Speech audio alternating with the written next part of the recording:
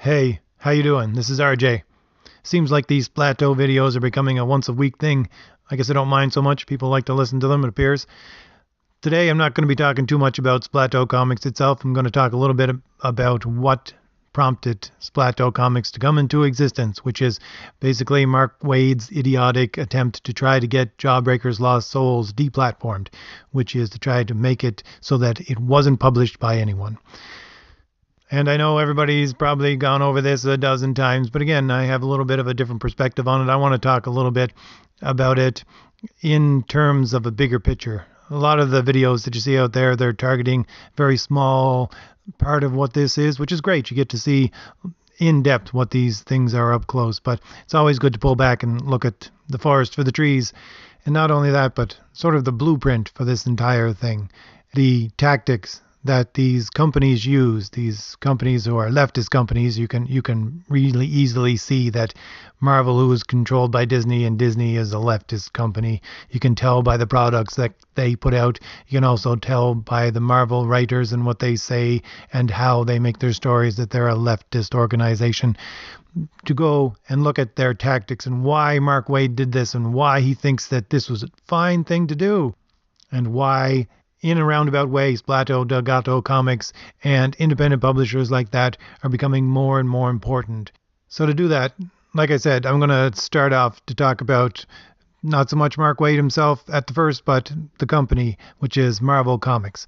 And it could be any company. It could be DC. It's a huge company as well. But I'm going to talk just about Marvel because that has more relevance with this today. So it's a giant company, okay? And I want to talk about companies just for a little bit at the first here to give you an idea of where things go wrong. I ran my own business for a while, 15 years. That's a while, right? It was just me. I hang out my shingle and I said, anybody wants to hire me, you can hire me. I can do multiple contracts at once. It's just me. I can make up my own rules. So my business plan was basically this. You treat me with respect and I'll treat you with respect. It was a really simple business plan. And it was centered around the idea that I have a company, you have a company, we work together to make money. Okay? I don't work for you. You don't work for me. We work together to make money. And so we need to have a mutual respect for each other as companies. And this played out in a number of different ways. This respect that I had to have for my clients and that they had to have for me. And on one side, it played out in the fact that I really let everybody know that I don't work for you. I work with you. We are working together to make money. The moment you think that I work for you, the moment they tried to attempt to exert that control over me as if I worked for them, I would drop them like a hot potato. Now, someone might say that's a little bit weird way to run a company, but I don't think so. In the long term, it works out much better because the moment that someone else thinks that my time is their time, then that takes away from all the rest of my clients. And I need to use my time for all of my clients, not just you. So if you think you have a monopoly on my time, if you think you can use my time as you see fit, then I get rid of you. And my clients knew that. And since I produced a good product and they didn't want to lose me, then they treated me with respect. That was the check and balance on their behavior, to treat me with respect. And me on the other side, I had to treat them with respect. Now, I would hopefully do it just because it's right and just, but there was a check and balance on me as well.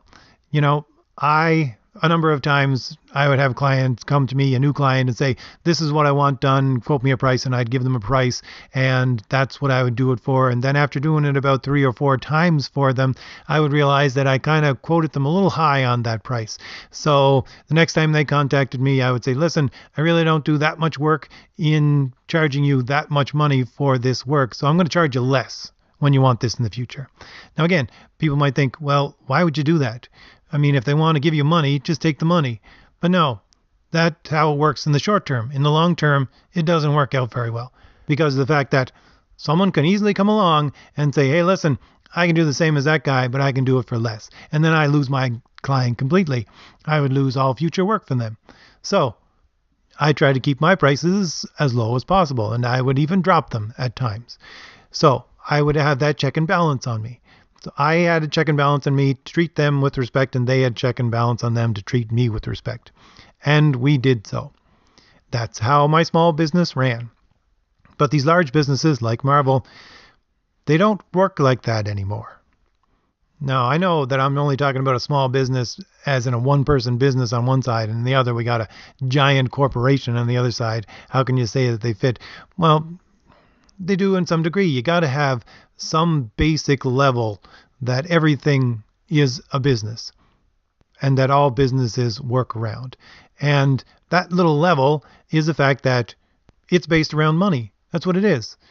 Again, my little small business. I'm making money with you. We're both here to make money. We're making money together.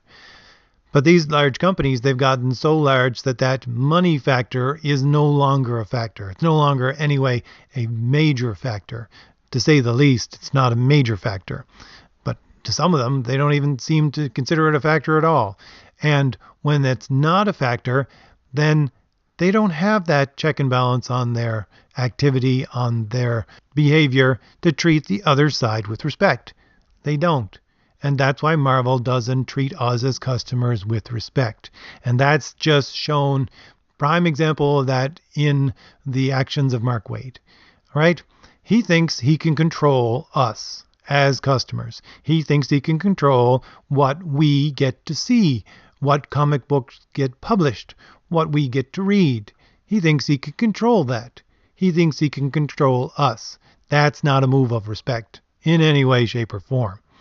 And he's not acting on his own. He acted on his own in this instance, but the reason why he would act like that is because he's surrounded by that kind of action. He sees it in the company that he works for, because the company that he works for, which is Marvel, they act the same way. They don't treat their customers with respect either, because they got the giant pot of Disney money to draw from. So they don't need to worry about money, so they don't need to actually respect the other side.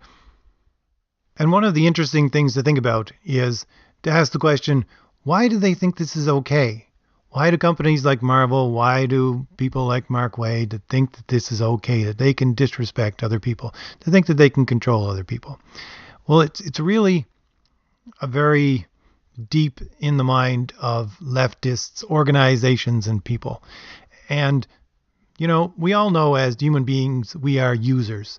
We use things for our own good. I mean, very basic. We have to use food. All right, we use things. But there's a line in the sand that you shouldn't cross with using. And the line in the sand is that you shouldn't use other people. Now, everybody should know in their gut that using other people is wrong. But on the left, they don't admit that using other people is wrong. They don't think that using other people is wrong. But again, everybody should know in their gut that using people is wrong. But to go just a step back again and to look at the big picture, to give you a little bit of an intellectual argument of why using other people is wrong, if you need that, it's kind of simple math. And intellectually, it's expressed this way. If I was to tell you, the listener, right now, in this very instant, to hammer a nail into the floor that's right underneath you, could you do that? No, you couldn't. Why can't you do that? Because to get the desired result, you would first have to use a hammer and a nail. And to use the hammer and a nail, you would first have to possess the hammer and the nail. And for a hammer and a nail, that's fine. You can use a hammer and a nail. You can possess a hammer and a nail. Possession is you exercising your will and control over the thing. But the moment you switch that thing for a person, it's wrong. Why?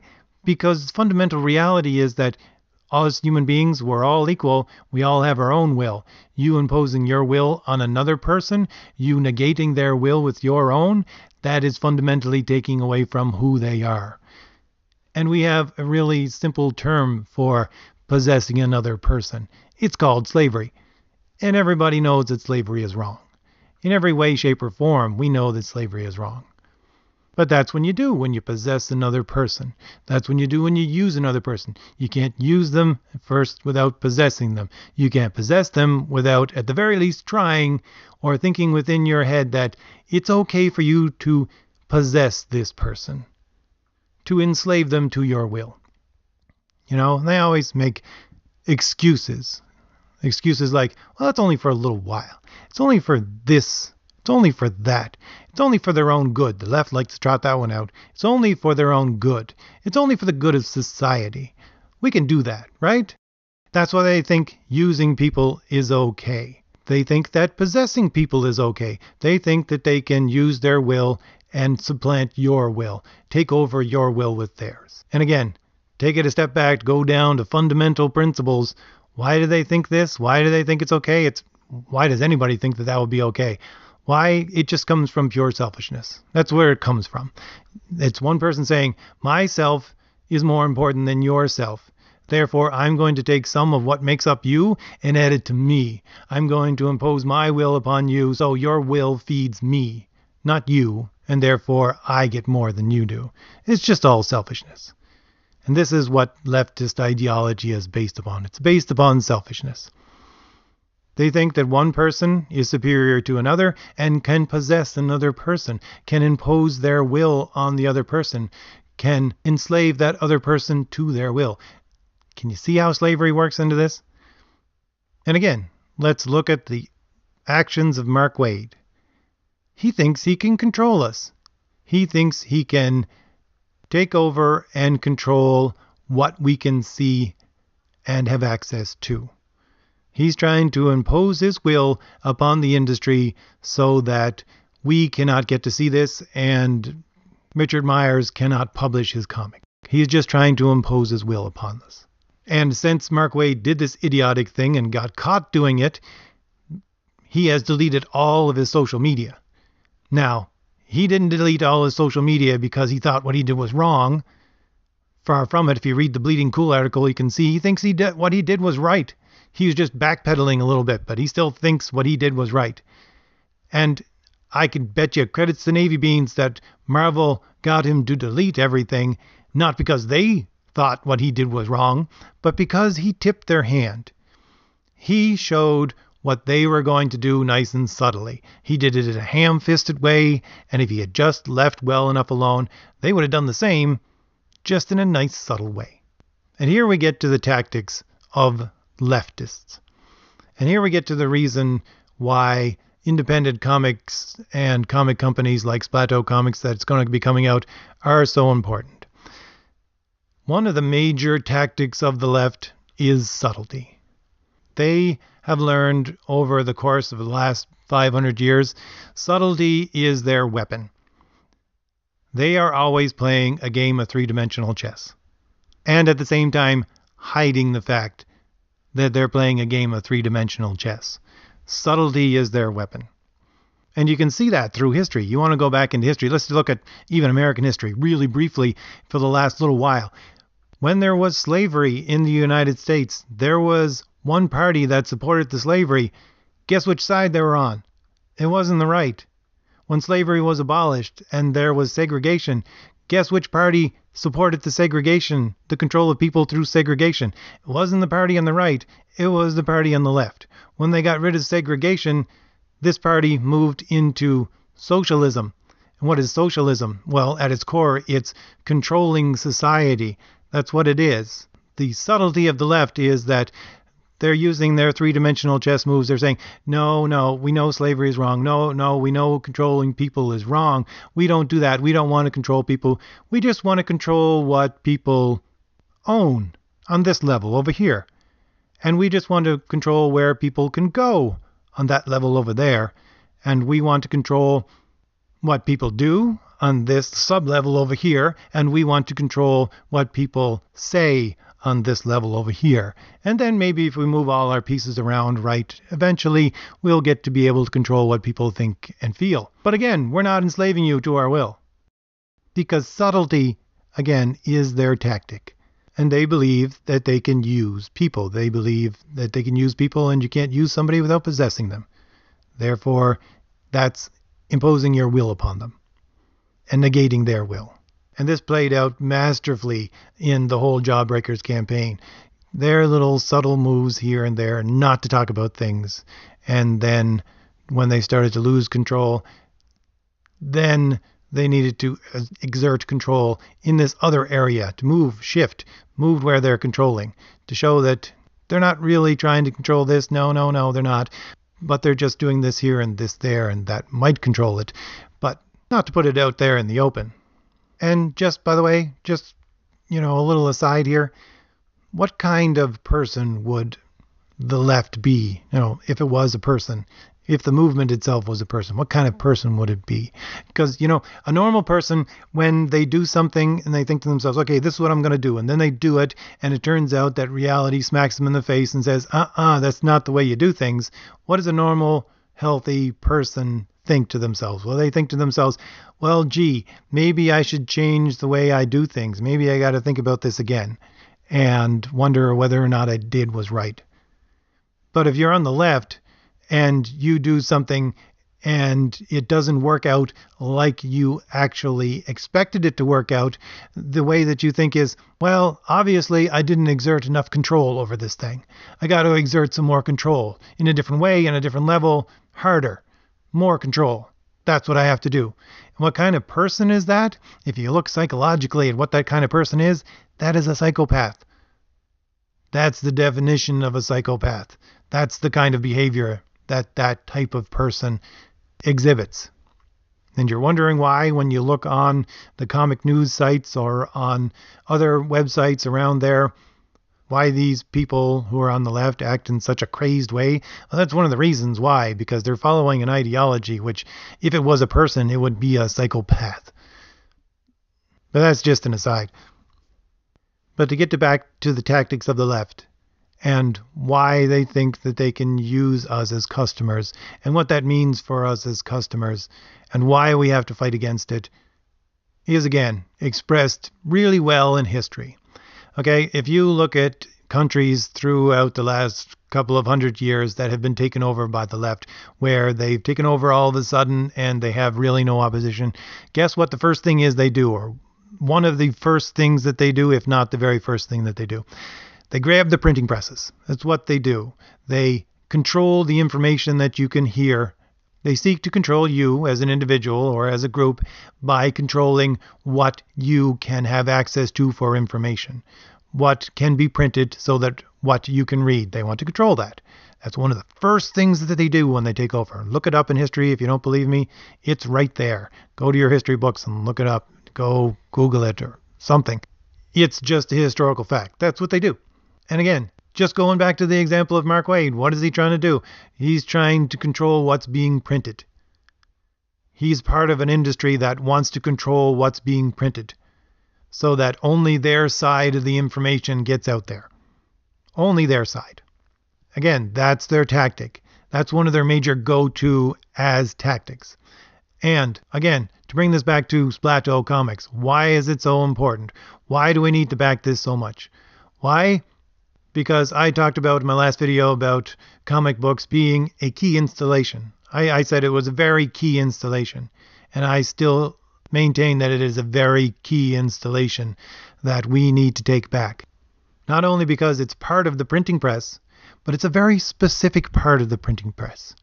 It's a part of the printing press, it's a part of information that is targeted, at the very least, historically, towards children. And again, you go back and look in history, you want to see who are the people that, again, if the left takes over a country all of a sudden and they have no opposition, who's the first people that they target? Historically, the first people they target is children. That's an historical fact. I mean, just look at Lenin's quote where he says, "Give me 4 years to teach the children, and the seeds that I have sown will never be uprooted." That's one of their tactics. That's one of their major tactics. That's what they do. They seize control. A, they want the printing press, and B, they target your children so that they can implant within them their leftist ideology and that they will be their soldiers in the future. And comic books, I would say, and you might think I'm crazy, but I would say that it's as much as or more important than even the news. Because we've had leftist news for a long time now, and it's starting to turn against them.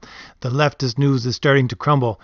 But I think that comic books are even more important than the news. Why? Because of that Lenin quote. Because all you need is 4 years to teach the children, and they will have them. And comic books are a way to teach the children. It's a combination of grabbing the printing press, and it's a printing press for children.